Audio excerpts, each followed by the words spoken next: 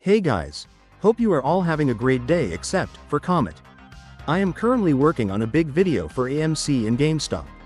I know earnings for GameStop came out last week and AMC been getting gutted these past couple of days, with today reaching an all-time low. I got a lot of thoughts about these two stocks that I plan on sharing with you guys this week, and I'm working on 2 new videos about a long-term investment opportunities for you guys. But that aside, I needed to set the time apart today to make a video fully devoted to breaking down the new type of alert that TradePass members in my Discord have. I know many of you have heard about futures. I want to break down every alert that came out today, how I traded each of them, and how you can make a ton of money consistently using this amazing algorithm that I built for you guys. Quickly before we start, I want you guys to hit the like button and help the channel out a bit. If you haven't joined my Discord yet, now it's quite literally the best time to do so. We have tons of things being added at the moment and you truly are missing out. This video will show you step by step how to make money using this new algo alerts, so if you are not on TradePass, make sure to hit me up through the DMs and let me get you set up ASAP. Alright, let's get started. This video is going to be split in 2 small parts. The first one will comprise of us breaking down what futures are, and then the second one will comprise of us reviewing all the alerts that came out today for the ticker NQ, which tracks the Nasdaq. So, what is a future? A future is a derivative financial contract that obligates parties to buy or sell an asset at a predetermined future date and specified price. This asset includes physical commodities and financial instruments. Futures trading, which is what we are talking about in particular, has more to do with the contracts of the future value of stock market indexes like the S&P 500 and Nasdaq. Now that we understand the very basic premise of what a future contract is, let's talk about future points and ticks. In futures trading, 1 point represents the smallest whole number price increment in an asset. It is the smallest possible price change on the left side of the decimal point. For example, if the price of crude oil moves from 71.50 to 72.50, it has increased by 1 point. The value of a 1-point movement, point value, varies with the futures contract and the exchange. For example, on the CME Group, the point value of crude oil futures is $1,000 while that of the S&P 500 E-mini is $50. While stock traders may utilize points to denote the smallest whole number change in a stock price, points find more predominant usage within the futures trading sphere. In futures trading, a point signifies the smallest alteration on the integer side of the decimal point in the price of a contract. For instance, if the price of the S&P 500 E-mini S futures contract transitions from 1,328.05 to 1,329.05, it signifies a 1-point upward movement. Conversely, if the contract shifts from 1,329.05 to 1,327.05, it registers a 2-point downward movement. This illustrates that when the most minimal price fluctuation occurs on the left side of the decimal point, it is termed as a point. Each contract's point movement is associated with a specific dollar value. The precise monetary worth of a point varies across exchanges and differs depending on various factors such as asset type, e.g., gold, crude oil, and contract variance, standard, mini, micro contracts.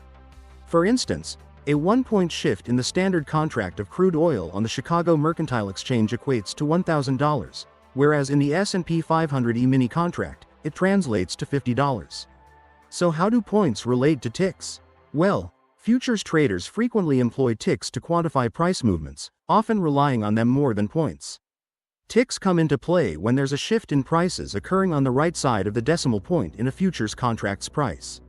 Hence, whereas a point signifies the smallest potential price alteration on the left side of the decimal point, a tick denotes the smallest feasible price adjustment on the right side. A tick stands as the most minuscule price fluctuation noted by the market. Think of a point as comprising numerous ticks, akin to how a minute comprises seconds. Ticks essentially represent fractions of a point. The quantity of ticks necessary to constitute a point is contingent upon the tick size, which is influenced by the asset type encompassed in a futures contract. For example, the S&P 500 E-mini boasts a tick size of 0.25, thereby demanding 4 ticks to realize a 1-point adjustment. The S&P 500 E-mini has a point value of $50, which means each tick value would be worth $12.50. 4 ticks amount to $50 since it would be a whole point.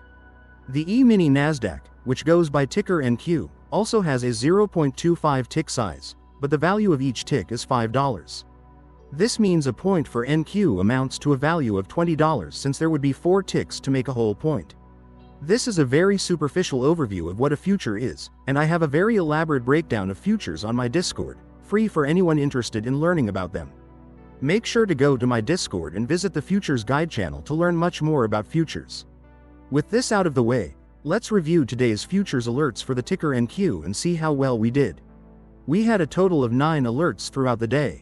Of all 9, 2 were faulty while the remaining 7 were very profitable. Let's break it down one by one. Remember, this is us trading the Nasdaq E-mini futures, which means each tick is worth $5 and each point is worth $20 since there are 4 ticks in each point. The first alert came out at 12:45 a.m. advising us to go long. The price at the time of the alert was 18,586.5. Immediately after the alert, NQ moved 4 points up, representing a total gain of $80. However, we began to notice a pullback and overall weakness, with NQ being unable to break upwards, so I sold at 2 points for a total of $40 gain. The second alert came out at 2 a.m., advising us to short. Unfortunately, this alert did not play out well, with NQ bouncing shortly after it came out.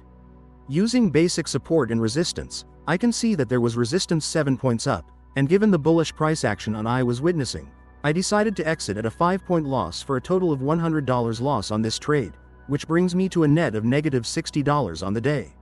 Then the third alert came out at 3:25 a.m. It advised me to take a long position. The price action was very strong and at peak, ended up being 11 points above my entry point. I, however, sold out at 8 points above my entry, which made me a profit of $160, bringing me to a net total of $100 profitable on the day. The fourth alert came out at 4:10 a.m. to short NQ, which moved 8 points below my entry at its peak. I closed at 4 points once I began to see it slowly retrace back up, which made me $80, bringing me to a total of $180 on the day. The fifth alert came out at 7 a.m. advising me to take a long position. NQ reversed. As you can see, there was a lot of consolidation for support at about the 5-point mark below that entry, so that was my stop loss price. I took a $100 loss on that trade, bringing my overall daily profit down to $80 on the day. That would be the last alert that went wrong. From here on out everything was golden. At 7:10 a.m., NQ alerted to go short, peaking out at 82.50 below entry. I exited out at 60 points below my entry, which made me $1,200, bringing my total profit on the day up to $1,280. At 9:40 a.m., NQ alerted me to go long, which I did. That single candle ran up 10 points, at which I closed at 4 points when it began to show weakness and signs of it coming down. I made a total of $80 profit, bringing my total to $1,360 on the day. Then at 10:45 we got an alert to short NQ. This alert went crazy, as it ran a full 83 points below my entry. I closed at 54 points gain, which made me a $1,080 profit, bringing my total daily gain to $2,440. The last alert was a bit tricky, but I am glad I played it right. So at 2:40 I was advised to go long on NQ. I went in and shortly after, the price went down a bit. At its peak, it dropped 22 points below my entry, which is way more than I sit comfortable with, but given the home run I had previously, I took on the risk. I normally don't like holding a loss pass over 5 points, and 10 is usually my maximum tolerance. However, I was watching the overall trend and saw key level support hold, which inspired confidence in me. That's on top of the fact that the price kept moving above my entry price multiple times but dipping down, showing signs that bulls were buying.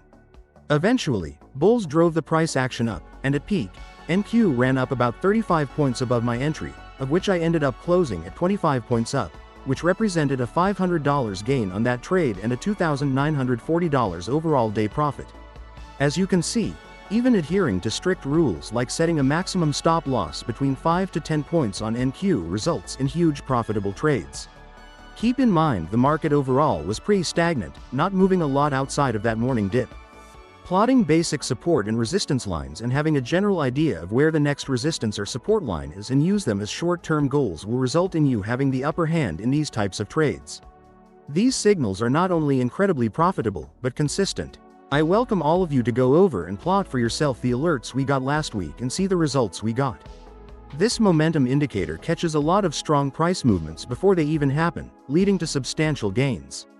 I keep these trades super simple. I don't overcomplicate them or rush anything. My advice for those of you that will partake in these trades are, keep a general idea of what the typical spread in price action is every day, what the direction of the market is, and develop a quick plan of where you would exit out of a trade. If the price action goes in the direction you want and does not stop, keep holding and elevate your stop loss. If it starts to pull back, adjust your stop loss and don't be shy to collect profits. Not all trades will make you $1,000, but you must ensure to cap your losses. Personally, I don't like holding a losing position on NQ once we are 5 points red, and I am typically out once we run past 10 points red. However, certain exceptions can be made, like the one I made today when I already scored big and feel confident in an overall trade. The benefit trading futures has is that the price action is much cleaner and you can predict exactly how much money you will make. So once you are sitting green, if you set a stop loss above your entry, you quite literally cannot lose money on the day trade.